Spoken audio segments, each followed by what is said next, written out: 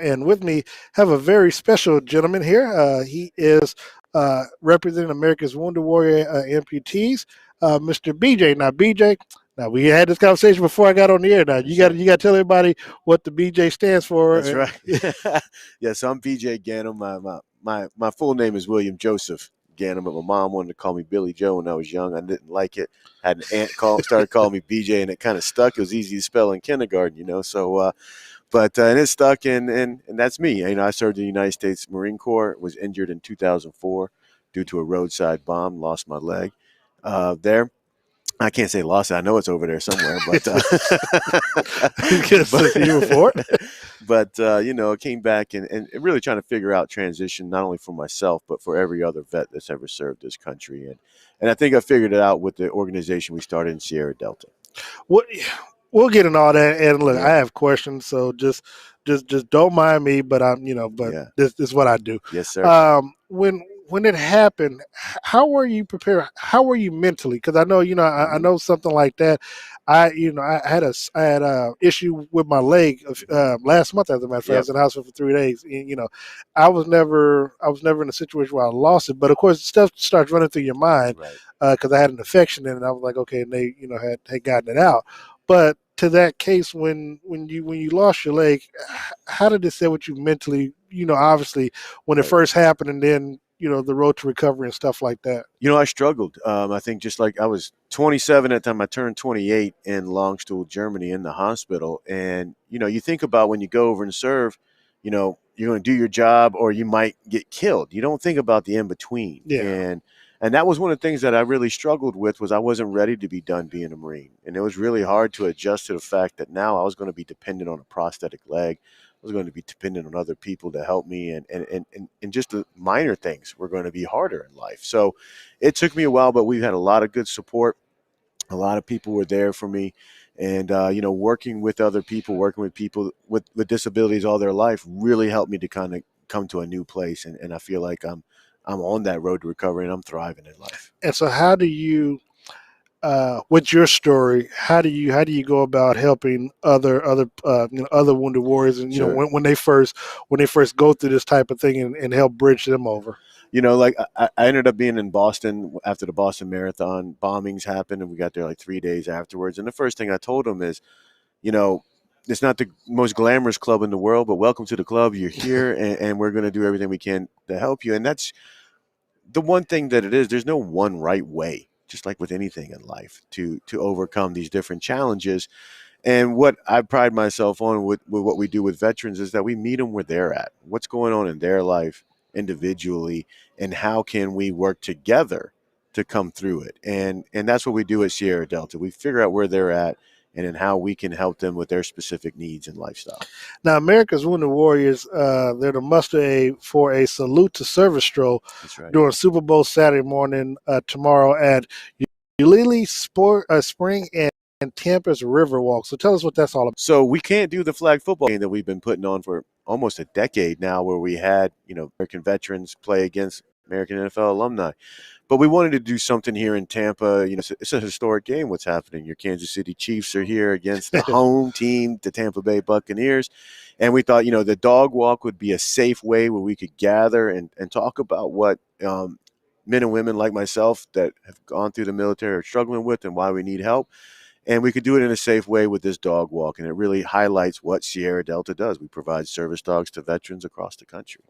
And of course, the public is invited to attend and help honor these inspiring heroes as well. That's right. We'll be at Ulele, 9 a.m. Not inside the restaurant. We're going to be meeting outside on the beautiful river walk that's dog friendly. And we're just going to do an abbreviated stroll. We're going to have a 4-star General McKenzie is going to be there. He's a Marine. We have Miss America 2020, some former Buck players, the Buck cheerleaders. So please come out and, bring your masks, bring your dogs if you have one. If you don't, you're still welcome. And let's have some fellowship, and let's enjoy the beautiful morning that is supposed to be before Super Bowl Sunday. And again, it's at 9 o'clock in the morning. If you're down here in the Tampa area, That's right. make sure you stop down. For more information on this cause, please see SierraDelta.com. This tribute is free to the public.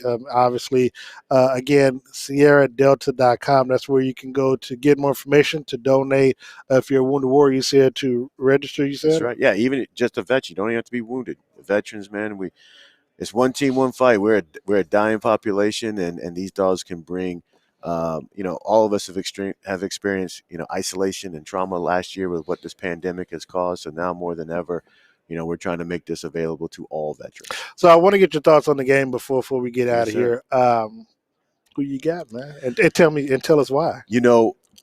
The Kansas City Chiefs, this team is special, and their captain, their quarterback is extremely special. He does things on the field that I didn't know was humanly possible. True. Right? But then on the other side, you've got Tom Brady, who I think I spent the better part of his career betting against him and have been wrong every single time. So I think this is going to be one of the most entertaining games. I'm picking Tampa Bay because of, and I know you guys are gonna be mad at me at Kansas City. Stop the interview they're telling me. I know, but the thing is, you're here in Tampa, and I feel bad for this city. They've had the World Series, the Stanley Cup, and now they've got the Super Bowl, and these people can't cash in on this and celebrate it properly. I think that's going to help. That's going to be the deciding factor. Is that the spirit that's down here. You've seen how wonderfully hospitable they've been to everybody, and they're doing everything they can with the impossible situation that they've been given. The NFL has done a great job all season too, that we've been able to have football in the midst of this pandemic without anybody really getting hurt. But at the end of the day, I think it's going to be one of the most exciting Super Bowls. Like you, I hope it lives up to the hype because they have all the pieces. But I think it's going to be a shootout. I wouldn't be surprised at all if Patrick Mahomes becomes the youngest player ever with 2 Super Bowl rings and breaks all of Brady's records going down. But if I have, gun to my head, I'm picking the Buccaneers because I've been proven too wrong by Tom Brady. Well, first of all, I don't want no more guns or anything dealing with you. Exactly. So yeah, I won't. We go. Yeah. But that being said, look. If it was any other team, I'd pick Tampa Bay. I picked these two teams back in April to meet in the Super Bowl. So I'm not surprised of where we are because I picked them back then. I do have the Chiefs winning this game, not just because I live home, but I just think they're the better team. Yeah.